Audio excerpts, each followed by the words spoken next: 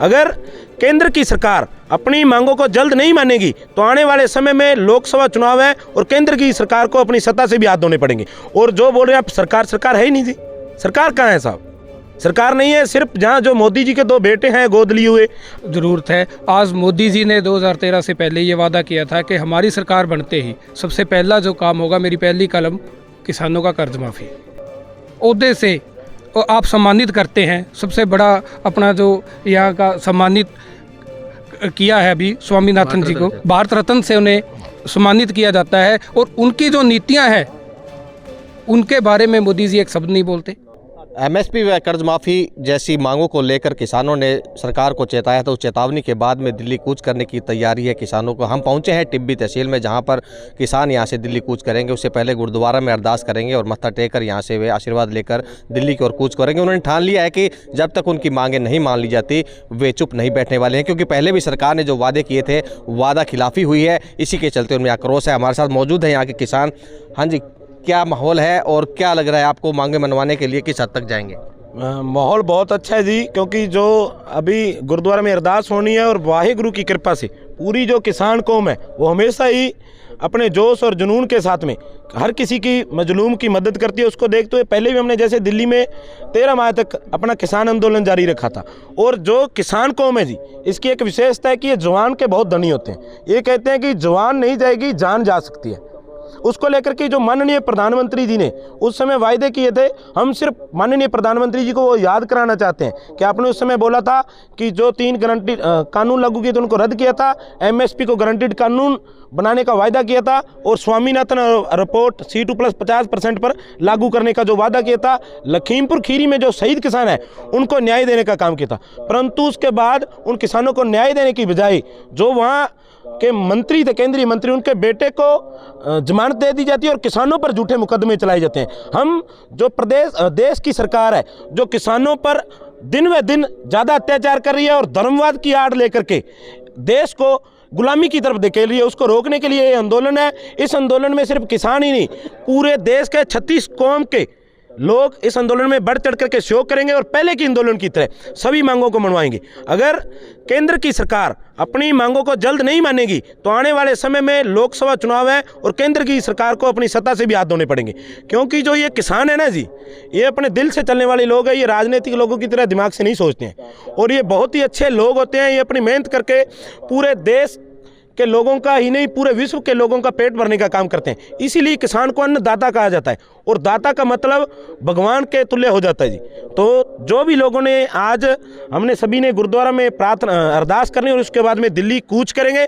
अगर प्रशासन के द्वारा किसी भी प्रकार की हमारे साथ आनाकानी की जाएगी हम उसका डट करके सामना करेंगे, क्योंकि हमें संयुक्त किसान मोर्चा के जो राष्ट्रीय नेता उनसे भी हमारी बातचीत चल रही है, क्योंकि काफ़ी दिनों से जो यहाँ का प्रशासन है वो हमें बहुत ज़्यादा परेशान कर रहा है। परंतु हम एक बात बताना चाहते हैं कि प्रशासन जितना ज़्यादा हमें परेशान करेगा हम उतने ही ज़्यादा तेज़ी से आगे की ओर बढ़ेंगे, क्योंकि आज़ादी से पहले भी अंग्रेज़ों का भी राज रहा, मुगलों का भी राज रहा, परंतु जो वर्तमान में जो काले अंग्रेज़ हैं ये उस समय की ब्रिटिश हुकूमत से भी ज़्यादा खतरनाक हैं और ये सिर्फ और सिर्फ धर्मवाद की आड़ लेकर के इस देश को एक गुलामी की तरफ ले जा रहे हैं, जो हम नहीं होने देंगे। क्योंकि जिस देश को सोने की चिड़िया के नाम से जाना जाता था आज उस देश को ये एक बर्बादी की तरफ ले जा रहे हैं। और जिस देश को स्वतंत्र करवाने के लिए हमारे बड़े बुजुर्गों ने जो अपनी शहीदियाँ दी हम उसको जाया नहीं जाने देंगे। पहले आंदोलन हुआ था, काफ़ी किसान शहीद हुए थे, उसके बाद में अब दोबारा ये आंदोलन हो रहा है, तो क्या ऐसा सरकार क्यों नहीं सोच रही है? वादे किए थे किसानों के लिए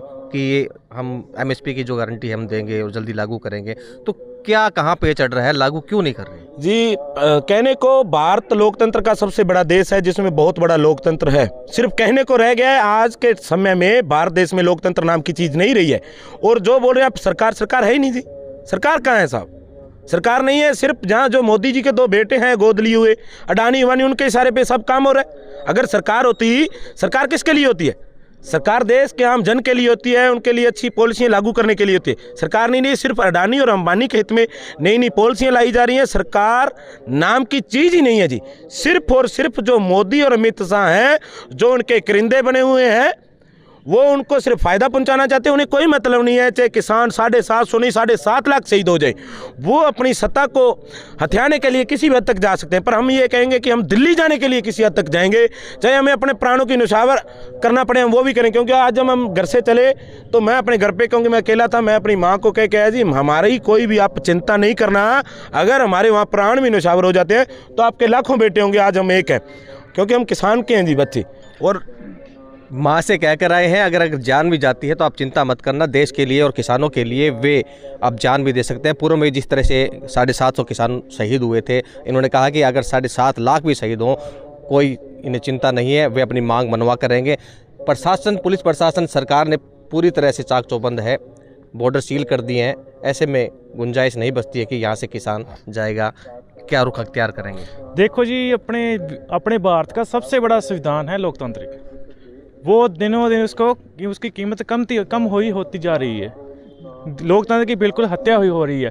किसान अपना हक लिए कहाँ जाए, कहाँ पर जाए, कहीं नहीं जा सकता। वो तो विश्व का सबसे बड़ा संविधान भारत में है, पूरे विश्व का सबसे बड़ा संविधान, लिखित संविधान भारत का है। किसान कहाँ पर जाए? किसान, भारत एक देखो भी कृषि प्रधान देश है, भारत की अर्थव्यवस्था सब कृषि पर आधारित है, ठीक है। अब किसान मेहनत करते हैं, उसके मुआवजे क्यों नहीं देते आप? ये तो देखो भी लोकतांत्रिक हत्या ही हो रही है। किसान कहाँ जाए, कहाँ पर जाए अपना किसान के लिए, हक के लिए कहाँ पर जाए? तो अब क्या रहेगा अगर प्रशासन रोकता है तो आपको? अब क्या रहेगा सर, किसान के साथ ही हम तो। हाँ जी, इन्होंने ठान लिया कि साथ में है, अगर जान भी चली जाए तो कोई परवाह नहीं है। आप बताएं, एमएसपी की मांग को लेकर लंबा आंदोलन चला है, स्वामीनाथन की रिपोर्ट को लागू करने किसान आज तक लड़ाइयाँ लड़ रहा है, लेकिन सरकारों पर ऐसा नहीं, सरकार भले ही कोई भी हो वादा ज़रूर करती है लेकिन वादा पूरा नहीं किया जाता। देखिए जी, जिस प्रकार पिछली सरकारें भी रही है, हम अकेला बीजेपी सरकार को इसमें नहीं घसीटेंगे, उससे पहले की सरकारें हैं, स्वामीनाथन रिपोर्ट की जो पिछले 30 साल से उसे अमली चौला पहनाने की सिर्फ ज़रूरत है। आज मोदी जी ने 2013 से पहले ये वादा किया था कि हमारी सरकार बनते ही सबसे पहला जो काम होगा, मेरी पहली कलम किसानों का कर्ज माफ़ी, अभी तक वो भी पूरा नहीं हुआ। उसके बाद स्वामीनाथन, अभी पिछले दिनों बड़ी इस देश में इतनी बड़ी विडंबना है, और आप जैसे पत्रकारों से भी उम्मीद करते हैं कि आप ये सवाल हमसे बजाय अगर आप मोदी जी से इन सवालों का जवाब लें तो ज़्यादा बेटर होगा। अभी आप उन्हें इतने बड़े ओहदे से और आप सम्मानित करते हैं, सबसे बड़ा अपना जो यहाँ का सम्मानित किया है अभी स्वामीनाथन जी को, भारत रत्न से उन्हें सम्मानित किया जाता है, और उनकी जो नीतियाँ हैं उनके बारे में मोदी जी एक शब्द नहीं बोलते।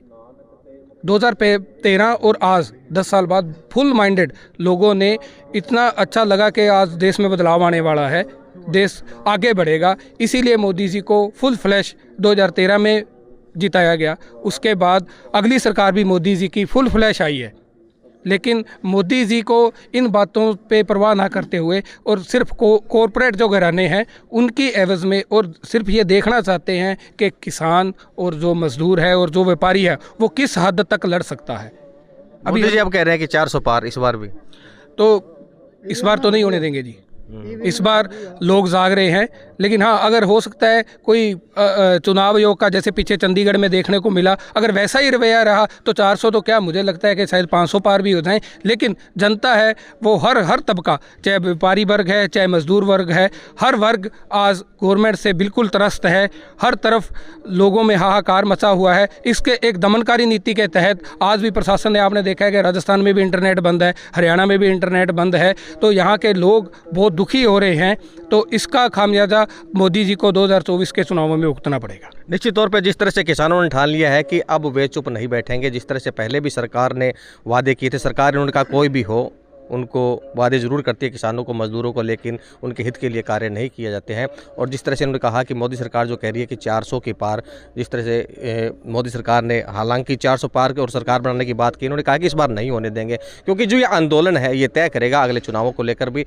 आप बताएं कि अगर आपको यहाँ जाने से रोक दिया जाता है तो फिर आपका क्या रुख रहेगा, क्योंकि सारे बॉर्डर जो सील कर दिए गए हैं, गाँवों के अंदर भी पुलिस फोर्स लगा दी गई है, बटालियन लगा दी गई है, तो ऐसे में आप लोगों का अब क्या निर्णय रहेगा? जी बिल्कुल, हम जाएंगे, ये अगर हमें रोकने की कोशिश करेंगे तो हमारे जो अन्य साथी है, जैसे हमारा संयुक्त किसान मोर्चा के जो केंद्रीय राष्ट्रीय नेता, उनसे बातचीत हो रही है।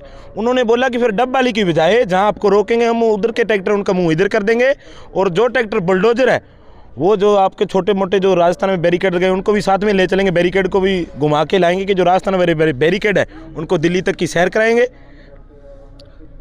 3 लेयर सुरक्षा की गई है, चाक चौबंद है, बैरिकेड जो इस बार पत्थर के लगाए गए हैं, कंक्रीट के लगाए गए हैं। पिछली बार जो लोहे के थे उखड़ गए थे, इस बार उन्होंने कहा कि उखड़ने नहीं देंगे, बहुत ज़्यादा सुरक्षा के बंदोबस्त है। जी, सबसे पहले तो आपको पता है कि किसान बहुत मेहनती कौम है, और ये पत्थर क्या, अगर ये अपनी आई पे आ जाए तो ये अपनी प्रार्थना करके भगवान को भी नीचे ले आते हैं।